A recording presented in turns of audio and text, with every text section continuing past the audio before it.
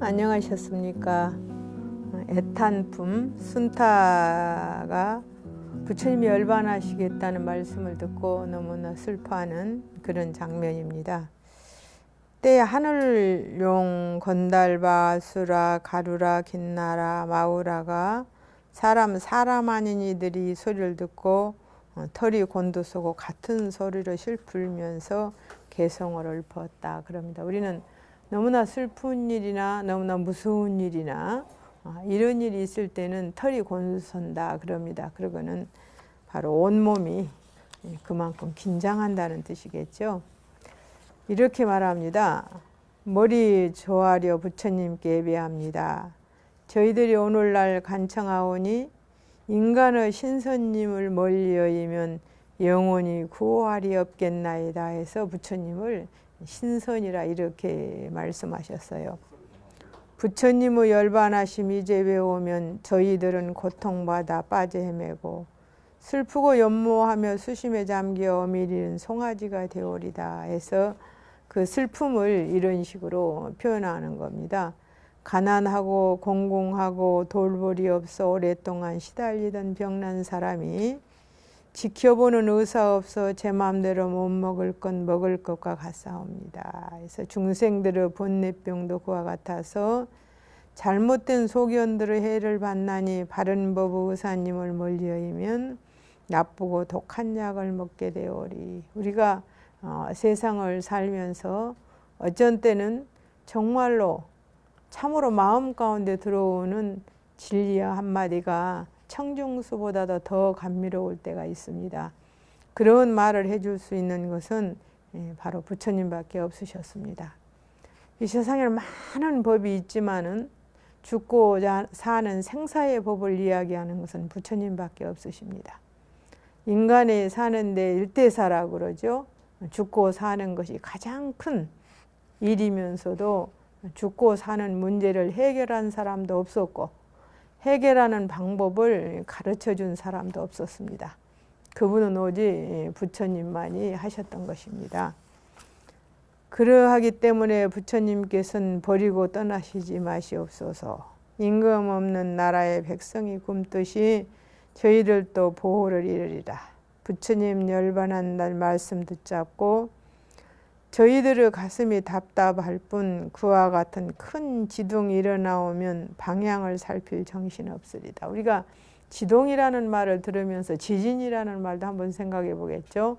만일에 땅이 움직이는 지진이 일어났다면 우리는 어디로 갈지를 모르고 헤매는 것과 같은 그런 심정을 여기에서 이야기했습니다.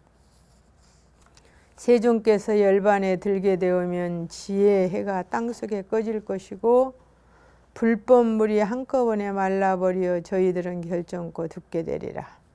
열애께서 열반에 드시는 것을 중생들이 한없이 고통한 것은 비유하면 장자의 어떤 아들이 부모를 잃어버린 것 같다. 이런 것은 법화경 비유품에 있는 이야기입니다.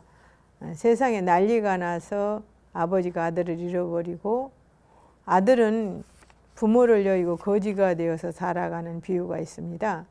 이 비유에서 보면은 아들을 잃어버린 아버지는 아들을 찾기 위해서 무척 노력을 합니다. 마치 그것은 우리의 진실한 불성을 잃어버린 중생이 번뇌에 시달리는 것에 비유한 그런 부분입니다.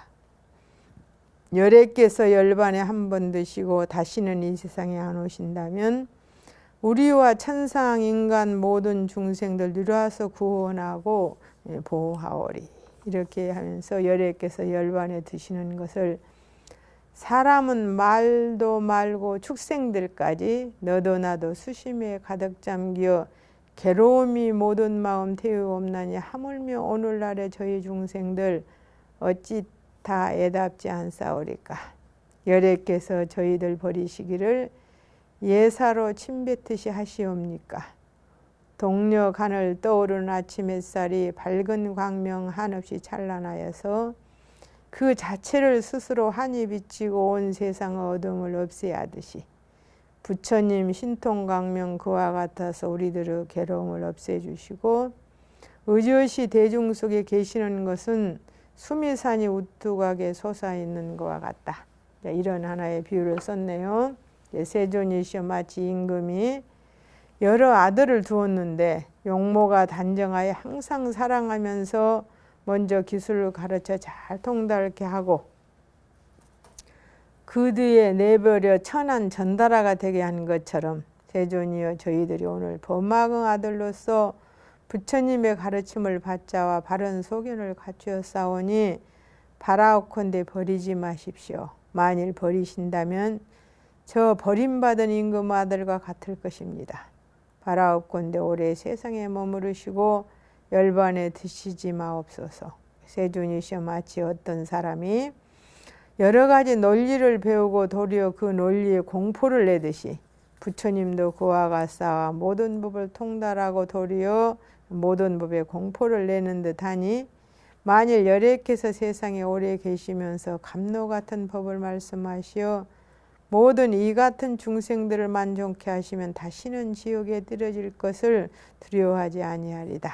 세존이시여 마치 어떤 사람이 처음으로 할 일을 배우고서 법관에게 붙들려 옥에 갇혔을 적에 누가 묻기를 무슨 일을 받느냐 하면 내가 지금 큰 고생을 받는 터이니 만일 이 일을 벗어나면 안락을 얻겠노라 하듯이 세존도 그러하여 저희들을 위하여 괴로운 행을 닦으셨는데 저희들이 아직도 나고 죽는 고통을 면하지 못했거늘 여래께서 어찌 안락하시다 하리까.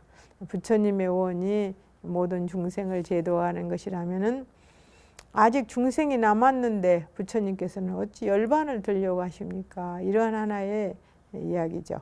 세존이시여 마치 어떤 의사가 약과 방문을 잘 알고서 비밀한 방문으로는 그 아들에게만 가르쳐주고 다른 데서 온 제자들에게는 가르치지 아니하듯이 열애도 그러하여 깊고 깊은 비밀한 법장으로는 문수사리만 가르치시고 우리들은 버려두시고 불쌍히 여기지 아니시나이까. 열애께서는 법에 대하여 감추심이 없는 것이온데 저 의사가 그 아들에게만 가르치고 밖에서 온 다른 제자에게는 가르치지 않는 것은 낮고 못하다는 관념이 있어 널리 가르치지 못함으로 아끼는 것이오나 열애의 마음에서는 낮고 못하다는 것이 없으실 것이거늘 어찌하여 이같이 가르치지 않으시나이까. 바라옵건대 오래도록 세상에 머무르시고 열반에 들지 마옵소서. 세존이시여 마치 늙은이 어린이 병난이들이 평탄한 길을 버려두고 험난한 길을 가면서 갖은 고초를 당할 적에 어떤 다른 이가 보고 딱하게 하고 곧 평탄한 길을 가르쳐 준 것 같습니다. 우리가 부처님께서는 생사에 거듭되면서도 생사가 자체가 들어오면서도 그 길을 헤어나오지 못하는 사람을 이제 어린애에다가 비유해서 이렇게 말씀합니다. 세존이시여 우리도 그와 같아 어린이라는 것은 아직 법신이 자라진 못한 사람에게 비유하고 앞에서 말한 겁니다. 늙은이라는 것은 번뇌가 많은데 비유하고 병난이라는 것은 생사를 해탈하지 못한 데 비유하고 험난한 길은 생사의 과보가 있는 25유 3개를 25유로 나눕니다. 25유에 비유한 것이온바 바라옵건대 열애께서는 우리에게 감로의 바른 길을 지도하시며 오래도록 세상에 머무르시고 열반에 들지 마옵소서. 이게 간절히 열반에 들지 말기를 바라는 겁니다. 그때 세존은 여러 비구들에게 이렇게 말씀하십니다. 너희들 비구여 다른 범부나 천상 세간 사람들처럼 근심하며 울지 말고 부지런히 정진하여 마음을 바른 생각에 메어두어라. 우리는 너무나 바른 것이 무엇인지 굽은 것이 무엇인지 잘 압니다. 알면서도 자기 스스로 바른 것에 머물지 못하는 것, 바로 그것이 중생입니다. 그것은 바로 욕심 때문이죠. 그때 모든 하늘과 인간들과 아수라들은 부처님의 말씀을 듣고 울음을 그치는 것이 마치 아들 죽은 사람이 장사를 치르고 나서는 억지로 울음을 참는 듯 했더라. 그때 세존께서는 모든 대중들의 이런 개송을 말씀하십니다. 너희들은 마음을 활짝 풀고서 그렇게 수심하고 괴로워 말라. 부처님의 모든 법 그런 것이니 그러므로 마땅히 잠잠하여라. 부처님의 모든 법만 그런 것이 아니라 일체의 모든 법은 다 그렇습니다. 존재하면 반드시 멸하는 것이고 멸하면 반드시 다시 존재한다는 것, 바로 이런 것이 윤회지요. 방일하지 않는 행을 좋아하면서 모든 세상 사람은 다 부지런한 걸 좋아합니다. 그러나 마음으로는 좋아하면서도 부지런함을 행으로 지키는 사람은 얼마 많지 않아요. 마음을 잘 지키고 바로 생각해 잘못된 모든 법을 멀리 여기면 저절로 즐거움을 받게 되리라 해서 우리가 이런 부분은 부처님 말씀만이 아니고 공자님도 그런 말씀하셨습니다. 우리가 학문으로 말하면 학문을 하루에 한 줄씩, 그러니까 한 글귀씩 외운다면은 1년이면 365의 글귀가 있을 것이고 10년이면 36,500 글귀를 안다라 했습니다. 그럼 36,500 글귀를 알면 누가 그를 군자라 하지 않겠느냐 이렇게 말씀하셨어요. 누가 그를 박학이라 하지 않겠느냐. 우리가 알고 있는 단어와 지식이 얼마나 몇 가지나 될까? 과연 35,060가지가 될라나? 이렇게 한번 생각해 보시면 우리가 알고 있는 모든 지식이 한 3만 가지만 된다 하도 우리는 엄청난 지식인일 것입니다. 그것은 하루에 하나의 글귀도 외우지 못한다는 뜻이고 또 그런 말씀도 하세요. 하루에 1선을 행하면 열흘이면 10선이요 한 달이면 30선이고 1년이면 360선이고 10년을 행한다면 36,000선이 있는데 이렇게 되면은 누가 그를 일러러 군자라 하지 않겠느냐. 또 이렇게 말씀도 하십니다. 그래서 우리는 매일매일 할 수 있는 것, 열심히 할 수 있는 것을 바로 일으켜서 정진이라고 합니다. 공부도 그와 같이 내가 오늘은 어떤 착한 것을 하나 할까? 오늘은 어떤 말을 할까? 오늘은 누구를 칭찬해 볼까? 이렇게 좋은 마음으로 마음의 고삐를 당기면은 그것이 처음에는 어렵고 힘들어도 계속 될 것입니다. 또 비구들이여 만일 의혹이 있거든 이제 모두 물을지어다. 부처님은 3개월 전에 나는 3개월 후에 열반에 들리라 하셨으니까 그동안에 모든 제자들과 더불어 많은 말을 하셨을 것입니다. 그러나 나는 지금 열반에 들리라 하시면서도 마지막 묻지 않는 것이 있으면 모두 물어라 이렇게 말씀하시네요. 공한가 공하지 않는가 항상한가 항상한가 고통인가 고통이 아닌가 의지할 때가 의지할 때가 아닌가 간 것인가 가지 않는 것인가 늘 있는 것인가 늘 있는 것이 아닌가 아주 없는 것인가 항상 있는 것인가 중생인가 중생이 아닌가 있는 것인가 없는 것인가 또는 진실한 것인가 진실하지 않는 것인가 참인가 참이 아닌가 멸인가 멸이 아닌가 비밀한가 비밀하지 않는가 둘인가 둘이 아닌가 이러한 가지가지 법에 대하여 의심이 있으면 지금 모두 물어라 이렇게 부처님께서 말씀하십니다. 내 마땅히 묻는 대로 대답하여 줄 것이며 또는 너희에게 먼저 감로 같은 법을 말하고 그런 뒤에 열반에 들리라.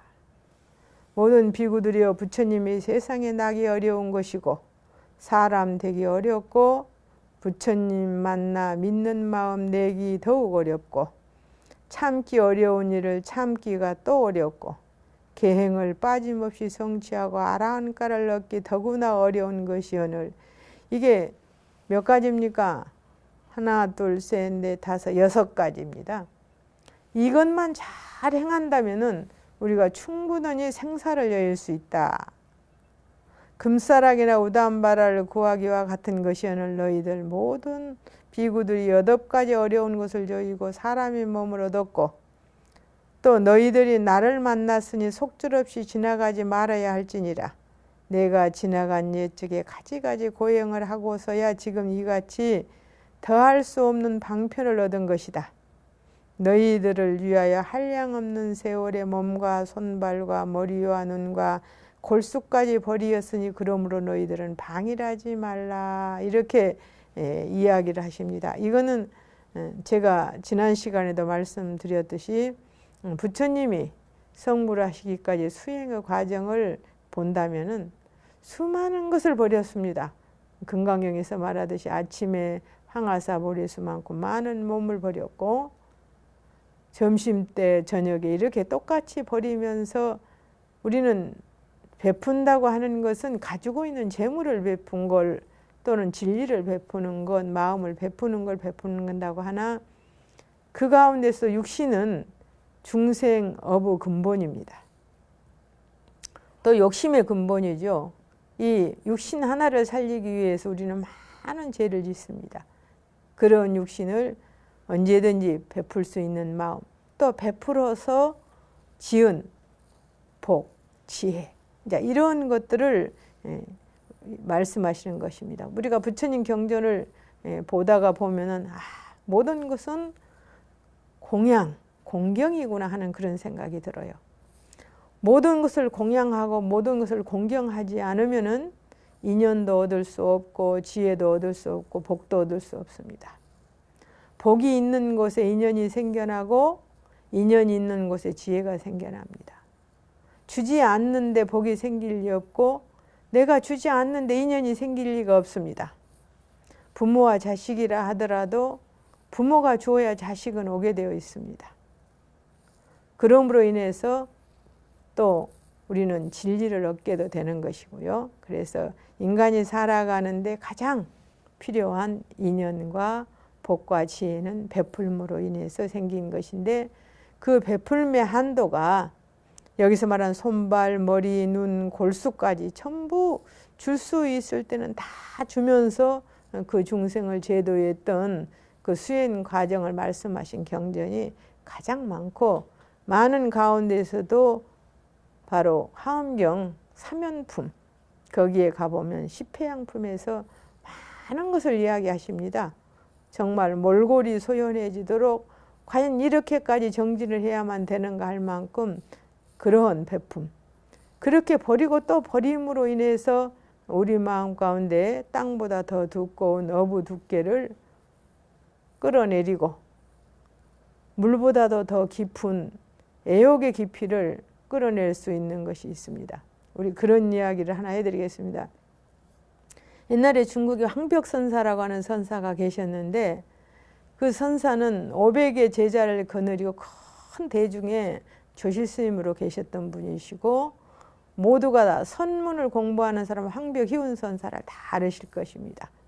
근데 그 황벽희운 선사가 어머님이 계셨습니다. 어머님이 계셨는데 그 어머님은 그 절에서 좀 멀지 않는 강을 건너는 곳에서 살으셨어요. 하고 황벽희운 선사를 찾아옵니다. 찾아오면 내 아들이 도량에 이 큰 절 500명을 거느린 장로인데, 장로란 말은 조실스님이신데 하면서 아주 오만스럽기가 짝이 없었다 그럽니다. 근데 하루는 황벽선사가 제자들에게 명을 내렸습니다. 오늘 만약 어머님이 오시면은 해가 넘어가려고 할 때 어머님이 오실 텐데 어머님이 오시면 절대 절에 드리지 마라. 그리고 돌아가시게 해라.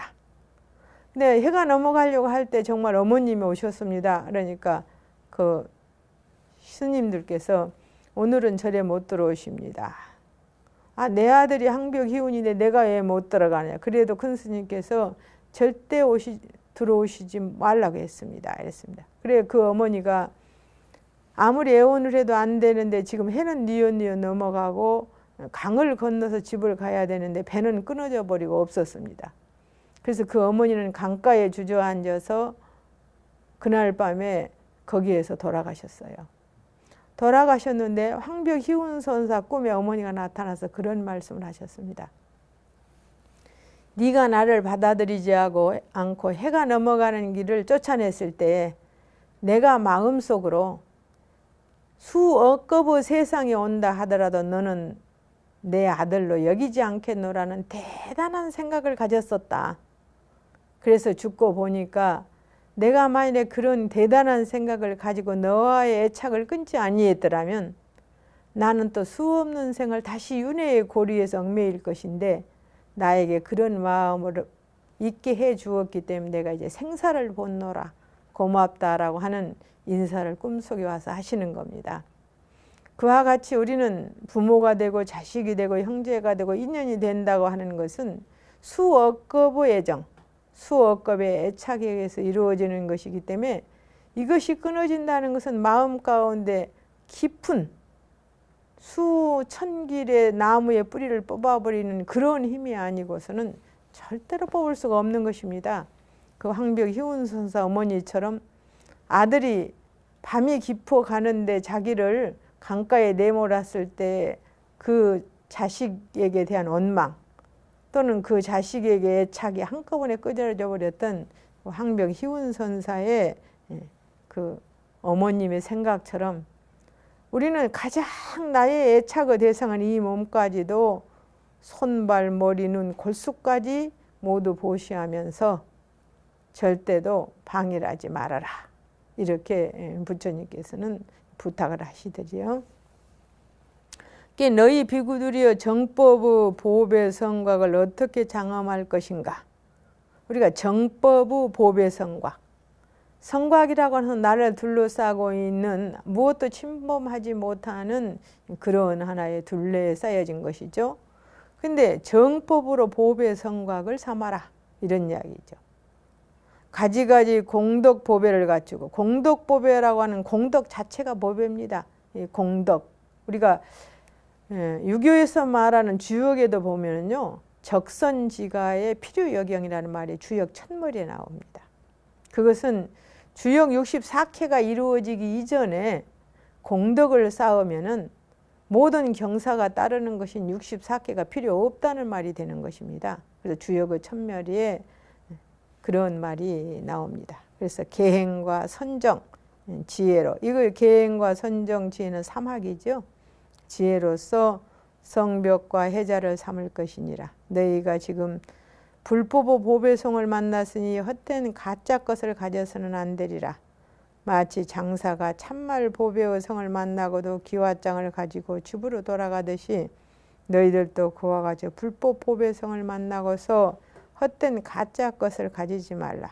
너희 모든 비구들은 용렬한 마음으로 넉넉하다는 생각을 내지 말지어다. 이랬습니다. 우리는 중생이 조금 가진 지식 또는 조금 가진 재물, 조금 가진 명예 가지고 이만하면 사람 인생 넉넉하지 않는가. 그러니까 이렇게 생각하지 마라. 너희가 비록 출가는 하였지만은 이 대승에는 사모하는 마음을 내지 못하였다. 대승에 사모하는 마음이라는 것은 어떻게 하면은 고통받는 중생을 건질까 하는 이타심입니다. 너희 모든 비구들이 몸에는 물든 가사를 입었으나 마음은 대승의 깨끗한 법에 물들지 못하였고 너희 모든 비구들이 비록 걸식하느라고 여러 곳으로 돌아다니되 이 걸식의 법도 법이 있습니다. 불가에서 걸식하는 것은 부처님께서는 첫째 아마를 없애버리기 위해서 걸식을 했고, 우리가 수행에 가장 장애를 받는 것은 아상입니다. 그래서 금강경에는 아상인상 중생상 수자상을 버리는 것을 제1로 삼았습니다. 그래서 걸식에도 부처님께서는 그냥 걸식이 아니라 어디서부터 시작하면 그 집서부터 7집 이상은 못 가게 합니다. 그 집을 제주로 삼아서 7집까지 가서 거기서 얻지 못하면은 그냥 빈바루를 들고 돌아와야지, 얻지 못했다 해서 7집 이상을 가면 안 되는 걸식법이 있어요. 그래서 밖으로는 밥을 빌어서 육신을 보호하고 안으로는 법을 빌어서 지혜를 기르는 것이 하나의 걸식의 의미거든요. 그래서 이런 걸식도 법이 있는 것이지 법이 없이 그냥 얻어먹는 것은 절대로 아니고, 또 한 곳에서 걸식을 시작하면 가난하고 부자하고 할 것 없이 그 집에서 한 집도 빼지 않고 7집을 가는 겁니다. 이 집은 줄만 하니까 얻고 저 집은 못 주겠으니까 그냥 지나가는 것이 아니죠. 이게 바로 걸식법이죠. 근데 대승의 법식은 아직 구하지 못하였으므로 너희 모든 비구들이 비록 머리카락과 수염은 깎았으나 바른 법으로 본내에 맺힌 것을 끊지 못하였으니 너희 모든 비구들아 이제 참으로 너희를 가르치노라. 내가 지금 대중이 화합하였음에 열애의 법의 성품이 진실하고 뒤바뀌지 아니하였으니 그러므로 너희들은 마땅히 정진하여 용맹한 마음으로 모든 본내를 꺾어버릴지어다 해서 10가지 힘을 가진 지혜의 해가 꺼져버리면 너희들은 무명에 가려지고 말 것이다 해서 10가지 힘을 가진 지혜의 해라고 하는 것은 부처님을 말씀하는데 이것을 심력이라고 합니다. 심력. 부처님께서는 우리와 다른 지혜의 10가지 힘이 있습니다. 그러니까 부처님만이 지니고 있는 10가지 지혜의 힘인데 첫째는 처비처지력이라고 해서 바른 도리와 그렇지 않은 도리를 분별하는 능력입니다. 이것이 정말 진실인가 진실이 아닌가 이것을 아는 분명한 힘이 있고 두 번째는 수기지력이라고 해서 각가지 선악의 업과 그 과보를 아는 능력입니다. 어떤 선을 지으면 어떤 보를 받고 어떤 악을 지으면 어떤 과보를 받는가 하는 이 능력을 분명히 아는 것이고요. 그 다음에 정료 해탈 등지 지력에서 각가지 선정의 단계와 특징을 아는 능력입니다. 우리가 공부를 한다 그럽니다. 그러면 어디서 어디까지가 공부의 한계인가를 분명하지 않지 않습니까? 뭐 사과를 얻는다. 그러면 뭐 수다원과 아나원과 아라원과 이렇게 쭉 정해져 있어도 공부가 어느 단계에 가면은 수다원과고 어느 단계에 가면 사다원과고 어느 단계에 가면 아나원과고 어느 단계에 가면 아라원과인가 이게 나오지 않는데 그런 단계를 아는 능력.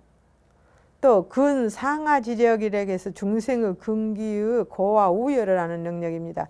중생에는 수많은 근력이 있습니다. 근력이라고 하는 능력이라고도 하고 이제 기틀이라고도 하는데 그러죠. 우리가 보면은 많은 것을 안겨줄 수 있는 능력, 또 안겨주어도 가지지 못하는 능력, 이런 부분들을 그 화엄경 같은 데에서는 또 여러분들이 잘 아는 법성계 같은 데서는 그렇지 않습니까? 하늘에서 아무리 보배의 비가 쏟아진다 하더라도 가진 그릇대로 담아간다 그랬습니다. 그게 우보익생 만호공 중생수기 등리 그러는데 우리가 하늘에서 비처럼 보배가 쏟아진다고 한번 생각해 보십시오. 그렇지만 자기가 들 수 있는 만큼 자기가 가진 그릇만큼만 가져가는 것입니다. 진리가 우주 가운데 가득히 차 있다 하더라도 내가 그것을 알지 못하는 자는 아무리 일러주어도 모르는데 이런 것을 부처님은 중생의 근기가 저 사람은 고인가 저 사람은 하인가 저 사람은 넉넉한 것인가 넉넉하지 못한가를 충분히 중생을 보면 안다는 거죠. 그 다음에 종종 승해지력이라고 해서 중생의 온과 소망을 알아. 저 사람이 무엇을 원하는지. 우리가 마음이 84,000가지면은 원하는 것도 84,000가지입니다. 그래서 중생이 좋아하는 것을 주어야 중생이 마음을 내지 좋아하지 않는 것을 주면 마음을 내지 않지 않습니까? 그와 같이 중생이 무엇을 원하는가를 아는 그런 능력이고요. 그 다음에 종종 계지력이라고 해서 중생과 여러 법의 본성을 아는 능력. 법이라고 하는 것은 모두가 법이죠. 사실 보면 풀한 포기는 풀한 포기의 법이 있고 나무는 나무의 법이 있고 인간은 인간의 법이 있고 돌은 돌의 법이 있고 물은 물의 법이 있고 불은 불의 법이 있습니다. 이런 모든 법들의 본성을 아는 능력이 있으시고 그 다음에 변치행지력이라 해서 각가지 업을 지은 중생이 가는 곳 저 중생이 어떤 업을 지어서 어디로 갈 것인가 또는 지옥을 갈 것인가 천상을 갈 것인가 또는 악의에 떨어질 것인가 열반을 얻을 것인가 이런 것을 아는 능력을 부처님은 가지셨습니다. 그 다음에는 숙주 수념지력이라고 해서 전생의 일을 생각해내는 능력이 있습니다. 부처님은 과거 수많은 생 동에 당신이 어떻게 수행을 했고 어떻게 복을 지었고 어떤 인연을 만나고 하는 것을 모두 아는 것. 사생지력이라고 해서 중생이 죽어서 어디에 태어날지를 아는 능력. 이 중생이 죽으면은 어떻게 태어날 것이다. 이렇게 아는 능력이죠. 그 다음에 누진지력이라고 해서 모든 번뇌가 끊어진 상태와 그것에 도달하기 위한 수단을 아는 능력. 이것을 부처님이 심력이라고 합니다. 열십자에 힘력자를 써서 부처님의 심력. 이 심력을 이루신 분이 바로 부처님이다. 자, 여러분들이 그렇게 한번 생각해 하시면 되고요. 그래서 10가지 힘을 가진 지혜의 해가 꺼져버리면 하는 것은 부처님을 말씀하는 거죠. 너희들은 무명에 가리워지고 말 것이니라. 모든 비구들이여 마치 땅과 모든 산의 약초가 중생을 위하여 쓰이듯이 나의 법도 그러하여 묘하고 좋은 감로의 법맛을 내어 중생들의 가지각색 번뇌병을 고치는 약이 되느니라. 우리가 부처님이 말씀하신 84,000 법문은 그죠? 탐욕이 많은 사람에게는 보시를 하라고 하고 성질을 잘 내는 사람에게는 인욕을 하라고 하고 부정한 마음을 품는 이에게는 계행을 지키라고 하고 이게 다 다릅니다. 우리는 사람은 탐욕은 많은데 성질을 안 내는 사람도 있어요. 또 성질은 잘 내는데 탐욕을 안 부리는 사람도 있습니다. 그러면 성질은 잘 내는데 탐욕을 안 부리는 사람한테 보시하라 하는 말은 안 맞죠. 그 사람에게는 성질 내지 마라 이렇게 하는 게 맞는 거예요. 그래서 부처님께서 한말로 중생을 제조할 수 있지만 중생의 근기가 84,000가지이기 때문에 84,000가지를 말할 수밖에 없었던 것입니다. 그래서 이 세상에 똑같은 마음, 똑같은 생각을 하는 중생은 한 사람도 없습니다. 다 생각이 다르고 원이 다르고 하고자 하는 것이 다르고 할 수 있는 능력이 다르다. 그게 바로 근욕성이 다르다 그럽니다. 근기와 하고자 하는 욕망과 할 수 있는 근본 성품이 다르다는 거죠. 내가 이제 모든 중생과 나의 제자인 사부 대중으로 하여금 모든 비밀장 속에 머물게 하며 원래 부처님은 비밀이 없습니다. 비밀이 없다라고 하는 것은 전부 말씀하시나 중생이 못 알아들으면 비밀이고 중생이 알아들으면 비밀이 아닙니다. 내가 그 경지에 올라가면 알아듣는 것이고 그 경지에 못 올라간 사람은 그것이 비밀장인 것이에요. 그래서 부처님은 원래 비밀이라고 하는 것이 없는데 사람들은 비밀장이라는 말을 하죠. 나도 역시 그 가운데 머무르면서 10번에 들려 하노라.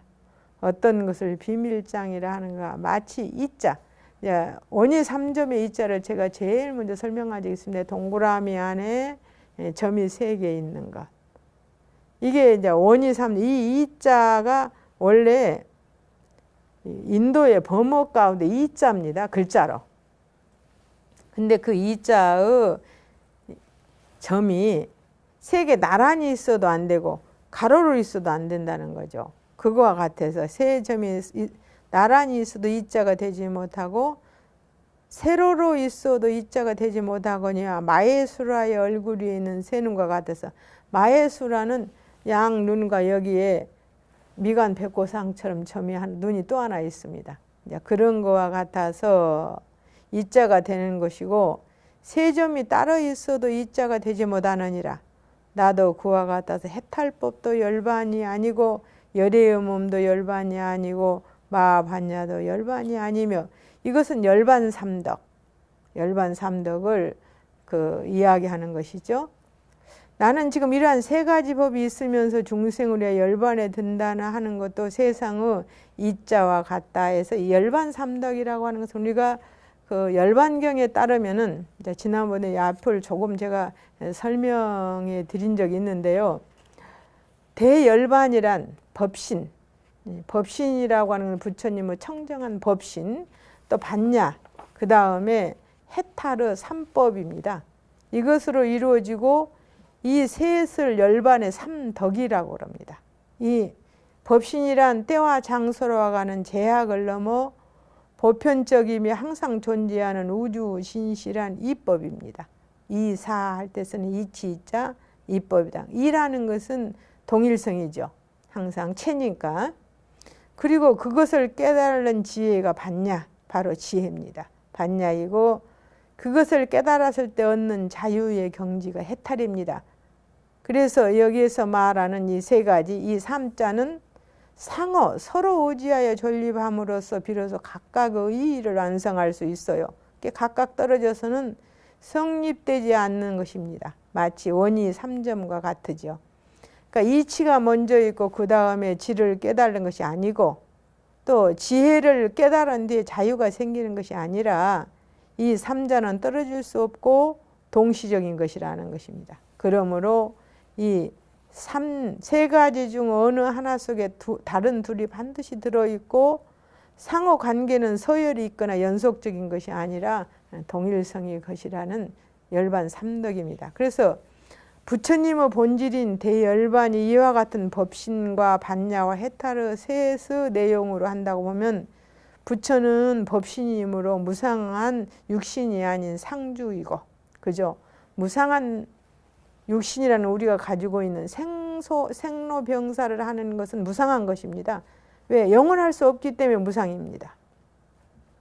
그러나 부처님의 법신은 이지기 때문에 상주입니다. 항상 주하는 것이며 또한 해탈이므로 이것은 고관입니다. 또 낙이며 반야이므로 무지와 무명에 속박되지 않는 절대 자유인 대아가 바로 여기에 있는 거예요. 아. 우리는 무아라 그러죠. 자체가 없으니까 무아라고 하는데 진짜의 대아이다. 결국 그것을 청정하며 번뇌가 없는 존재이다.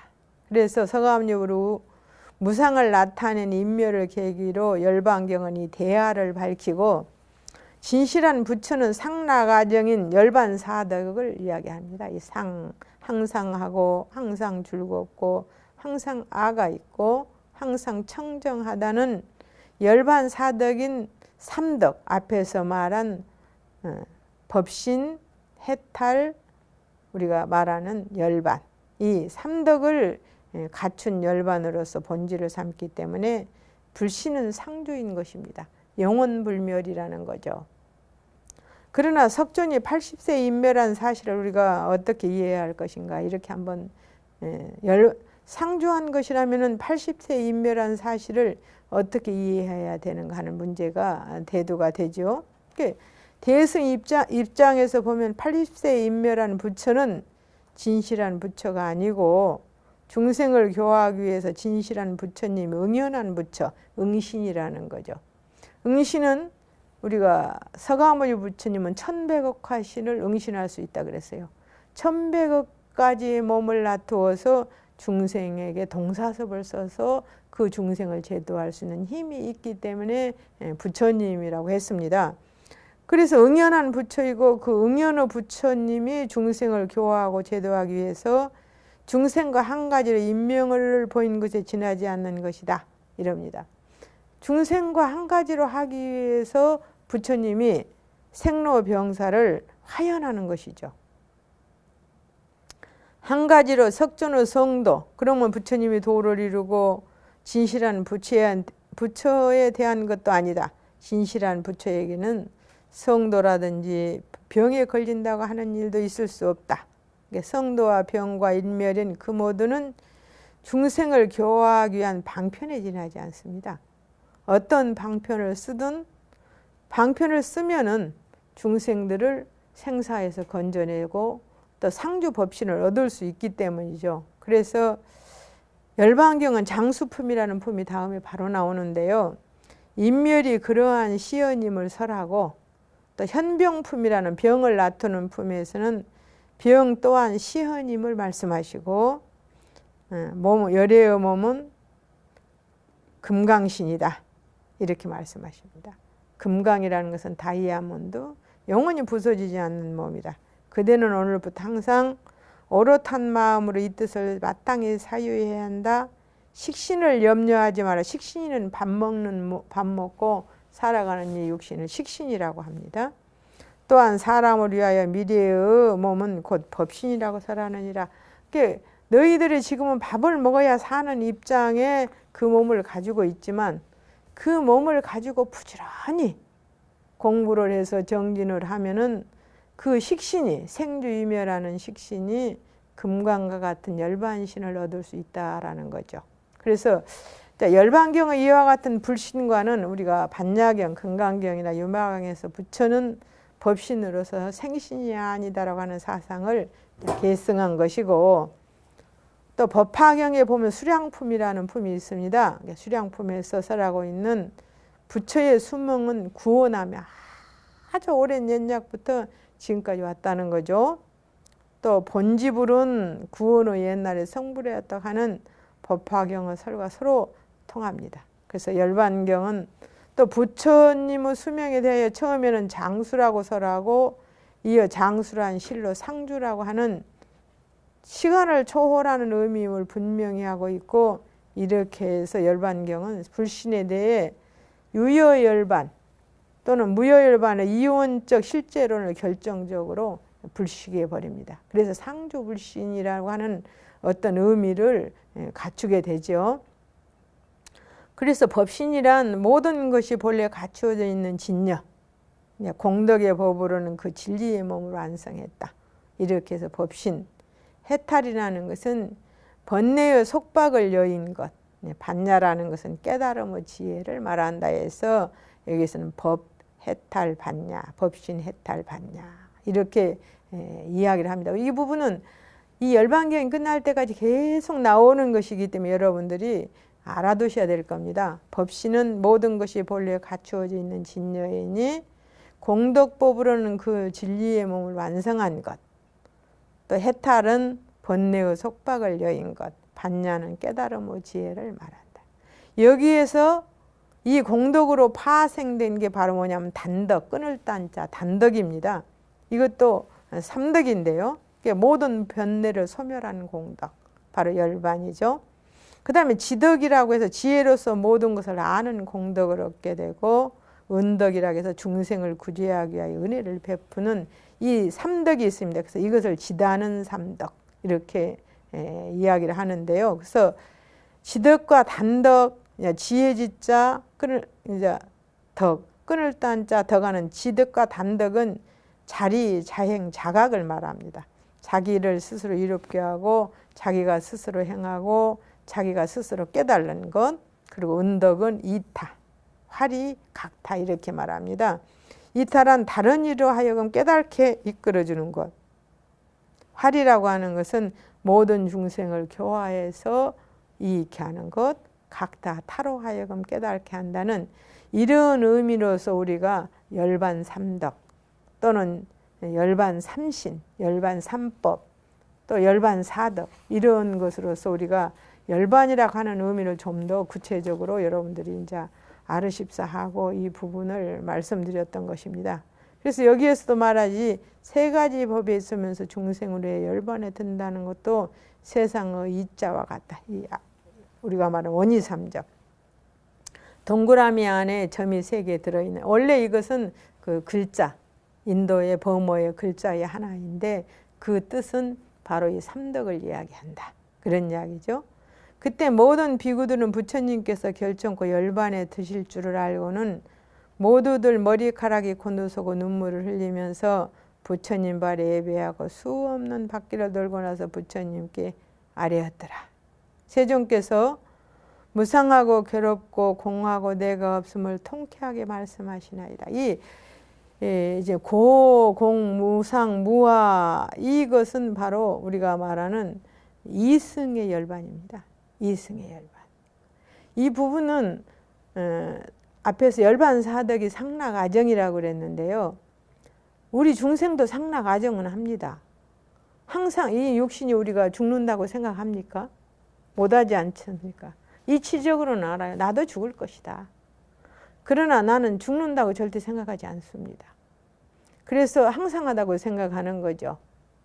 우리는 앞에서 말한 팔고 생로병사고 구하는 마음은 끝이 없는데 만족하지 못하는 거, 사랑하는 사람과 항상 이별해야 되는 거, 싫은 것과 항상 함께해야 되는 거, 또 이 육신 하나를 가지고 사는 것도 엄청난 괴로움입니다.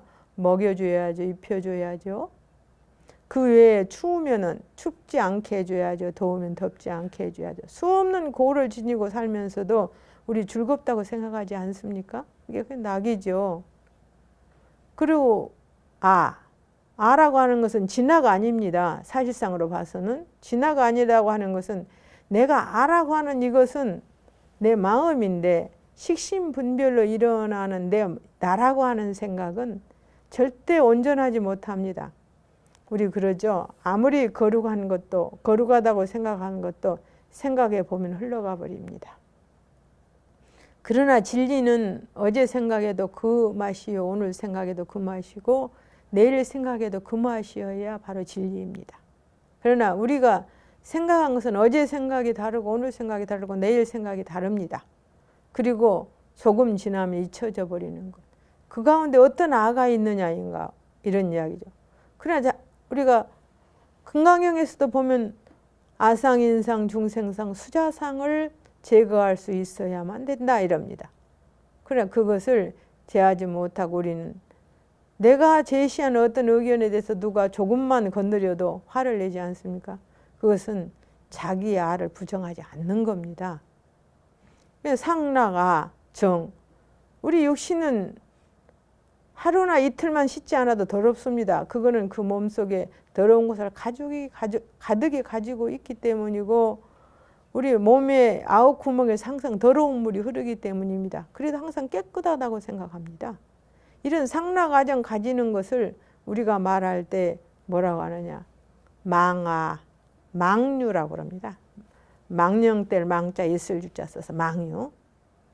근데 이승은 우리가 말하는 상락아정, 그러니까 항상 하는 것을 무상하다는 걸 압니다. 그죠? 무상하죠. 언젠가는 생멸을 할 테니까 무상한 거고, 또 그 다음에 락, 우리가 살고 있는 우리는 낙이라고 생각하는데 이 육신 자체가 고라는 걸 압니다. 그게 바로 이승의 경계입니다. 그 다음에 아라고 하는 것은 우리는 조금 후에 금방 변할지라도 자기라고 하는 아집을 못 버리는데 이승은 무아라는 걸 압니다. 반드시 이것과 저것이 모여서 만들어진 것은 사라진다. 이걸 알아요. 근데 나는 홀로 생각을 못 합니다. 반드시 경계를 부딪혀서 생각하거든요. 그러니까 눈으로 무엇인가를 보았을 때는 생각이 나는 것이지 보지 않고 혼자 생각하는 것은 법은 거의 없어요. 그래서 그 자체가 무아인 것도 압니다. 내가 아라고 생각하는 것도 무아인 것도 알고, 그리고 우리 몸이 얼마나 더러운 것도 압니다. 그래서 이렇게 여기서 말하는 고공 무상 무아의 이치를 아는 것을 여러분들이 어딘가 가서 보면은 진공묘유 이런 글이 써져 있을 거예요. 참으로 공한 것만이 그 속에서는 참으로운 묘한 아가 나온다. 이 말하는 진공의 이치입니다, 이게. 그러나 부처님께서는 이 진공의 이치는 어떤 의미냐, 앞에서 우리가 가진 땅이라고 하는 것이 우리 본성품이라고 한다면은 풀이 많이 나 있는 땅은 뱀도 있고 온갖 잡동사니가 다 있습니다. 그게 번뇌입니다. 그래서 우리는 그 풀을 뽑았을 때 참으로운 옥토가 되고, 옥토의 의미는 그 옥토에다 곡식을 심어서 정반 모든 생명 있는 것들이 그걸로 인해서 생명을 유지할 수 있을 때에 그게 옥토에 바로 가치를 잘 하는 것처럼, 바로 이렇게 완전히 중생이 말하는 망유가 진공으로 변했을 때, 풀이 싹 뽑아졌을 때 거기에 수많은 곡식을 심어서 다시 모든 중생과 함께 할 수 있는 것, 이것이 이야기하는 바로 묘유라고 합니다. 앞에서 망유와 묘유는 완전히 다른 거죠. 묘유란 앞에서 말한 부처님이 심력을 갖추어서 일체 중생의 모든 것을 알고 중생과 더불어 그들에게 알맞게 행할 수 있는 것, 이게 묘유예요. 그 묘유는 고공무상 무아라는 진공을 얻지 못하면 절대로 이루어질 수가 없습니다. 그래서 부처님께서 여기에서 지금 고공무상 무아의 이치를 말하는 것은 중생이 망류인 상락아정의 국집에 있기 때문에 열반사덕인 상락아정을 얻은 것이 아니라 망류인 상락아정의 국집에 있기 때문에 우리가 말하는 고요, 공유요, 무상이요, 무아라는 이치를 알지 못하면 절대 부처님이 얻으신 니르바와 열반의 길을 갈 수 없음을 이야기하는 그런 부분이죠. 그래서 세존께서 무상하고 괴롭고 공하고 내가 없음을 통쾌하게 말씀하시나이다 해서 세존이시여 마치 온갖 중생의 발자취 중에 코끼리의 발자취가 가장 으뜸인 듯이 무상하다는 생각도 그러하여 여러 생각 중에 가장 제일이어서 만일 부지런히 닦는 이가 있으면 온갖 욕계의 탐해와 색계 무색계의 탐해와 무명과 교만과 무상하다는 생각을 제할 수 있으리다. 이렇게 지금 부처님을 찬탄하는 그런 부분이 되겠습니다. 감사합니다. 여기까지 하겠습니다.